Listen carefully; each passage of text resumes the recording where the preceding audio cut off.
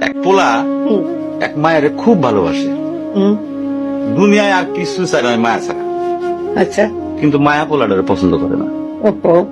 অনেক চেষ্টার পর মায়া সে পোলাটারে কইল যে ঠিক আছে, হ্যাঁ। আমি তোমারে ভালোবাসতে পারি, হ্যাঁ। আমার একটা জিনিস এনে দিতে হবে। কি রে? পোলাটা তখন কইল যে তোমারে পাওয়ার লিগা আমি দুনিয়ার যে কোনো জায়গা থেকে যে কোনো জিনিস এনে দিতে পারি। হ্যাঁ হ্যাঁ। মায়েরা তখন কইল তুমি তোমার মায়ের কইলজাটা আমার এনে দাও। কি ক- কি ক- কি কি- কি- মনে হয় না? কি গল্প শোনালি দিদু?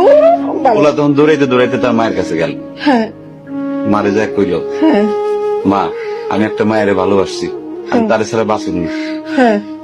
কিন্তু ওই মায়া আমার একটা জিনিস নিয়ে যাইতে কইছে, সেটা হলো তোমার কলিজা।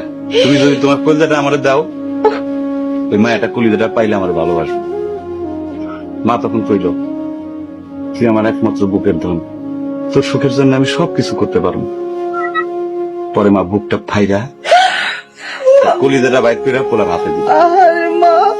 পোলাটা কলিজাটা হাতে পাইয়া যে কি খুশি, মা দৌড়াইতেছে দৌড়াইতেছে দৌড়াইতেছে, দৌড়াইতে দৌড়াইতে হঠাৎ রাস্তার মধ্যে উষ্টা খাইয়া পড়ে গেছে। হাতের কলিজাটা হাতের থেকে ছুইটা রাস্তার মধ্যে পড়ছে। তখন মায়ের কলিজাটা কইতাছে ব্যথা পাইছো বাজান?